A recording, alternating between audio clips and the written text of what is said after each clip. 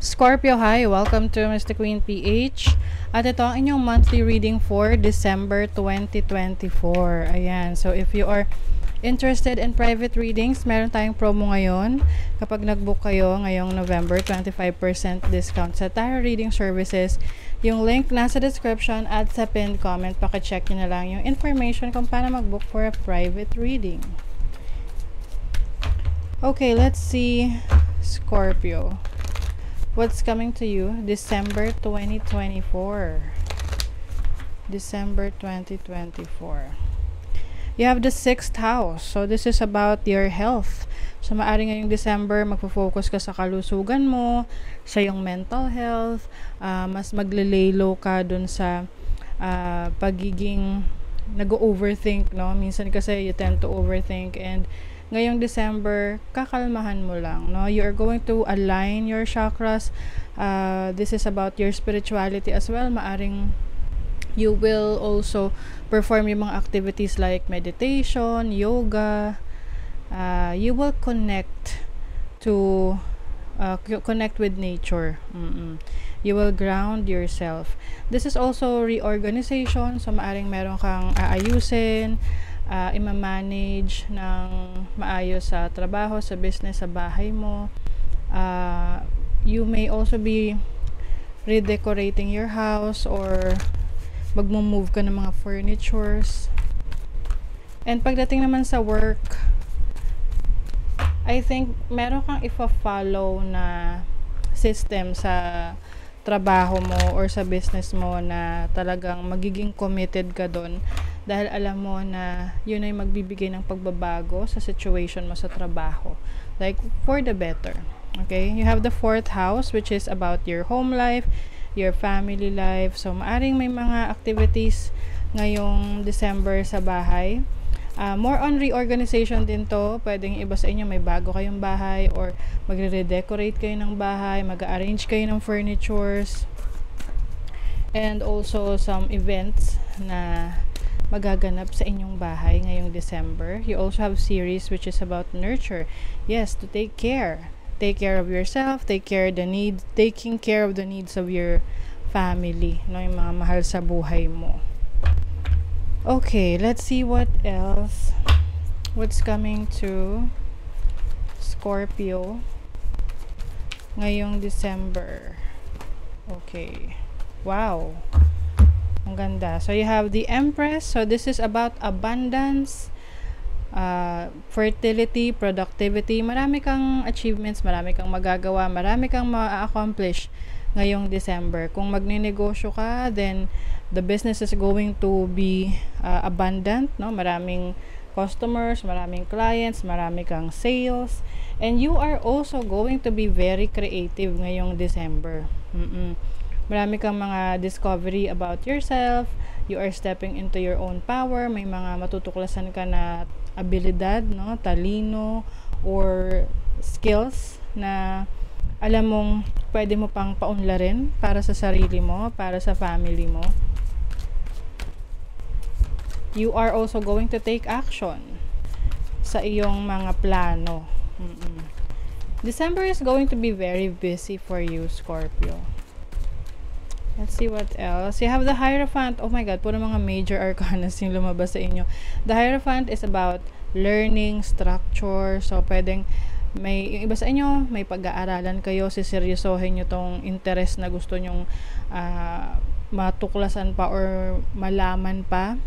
Let's say, naging interesado ka sa pagbe-bake ng cake. Ayan. So, some of you will focus on that at ima-master mo yung galing mo, yung talino mo dyan, yung abilities mo. At kahit sa ano pang areas of life yan.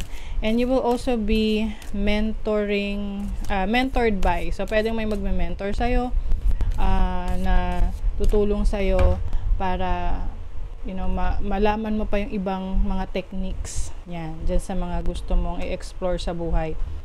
Yung iba naman, marami na kayong alam or kayo yung tipong merong abilities na maging teacher, coach, ganyan, to share your knowledge and skills to others. Let's see what else. You have the 6 of Pentacles. Ang ganda. Ang ganda ng pasok ng pera ngayong December sa inyo.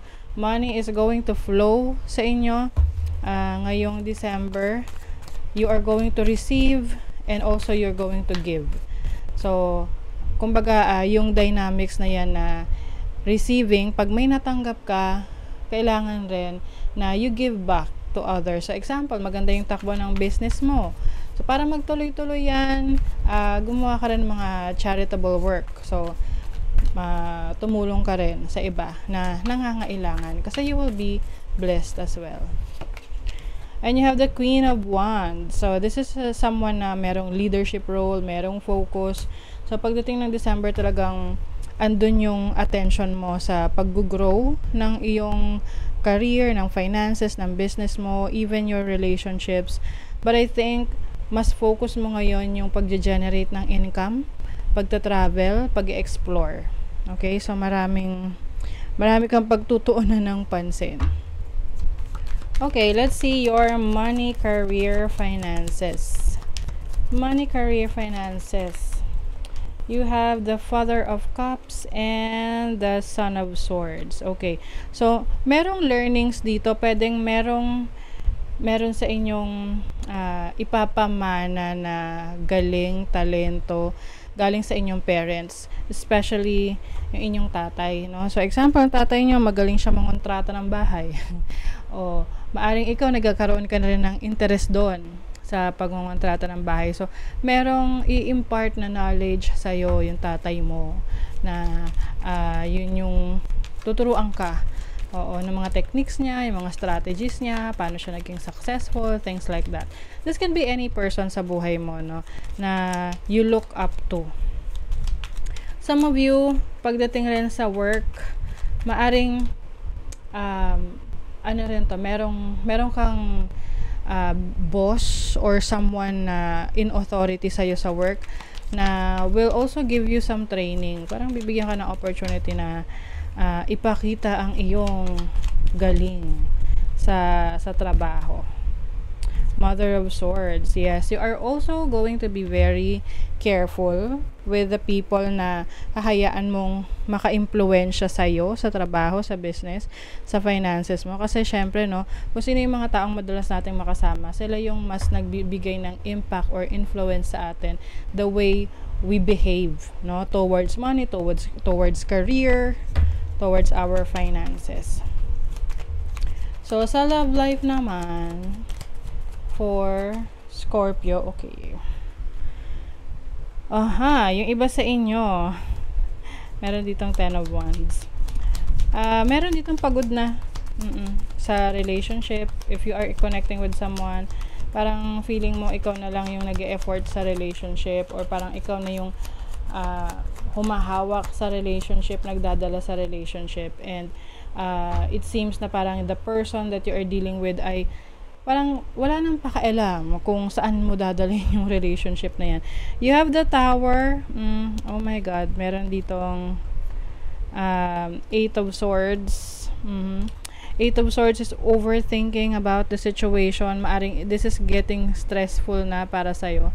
You have the Star. So I think gusto mo na ngayon mag-move forward to get out of this situation. Pwede magkakaroon ka ng realization na ayoko na, tama na to. End na, ganyan. So, if you are connecting in a relationship or in a relationship ka na parang this is limiting you, this is stressing you out, imbis na maging partner mo, maging katuwang mo, nagiging burden pa siya sa'yo. So, I feel like you are walking away from that situation and you will focus on your happiness. Okay? So, para sa'yo, gusto mo ngayon ng freedom, kalayaan. Oo. Let's see. For Scorpio. And also, if you are single, kung single ka naman, I think you will look for your happiness muna. Gusto mo muna maging buo ka. Gusto mo muna na maging masaya ka on your own before you get into a relationship. Okay, Evil Queen, you deserve sugar, not salt. Oh, diba? This really resonates, especially sa relationship ninyo. Na, alam mo kung ano yung dine-deserve mo. 'Di ba? Kasi you put in the effort sa relationship. So kung puro alat ang nararanasan mo sa relationship mo, then some of you will just walk away from that, and you will look for the sweetness. Maghahanap ka ng matamis para sa'yo na dinideserve mo sa relationship. Okay? So that is your reading, Scorpio. Thank you so much. Bye.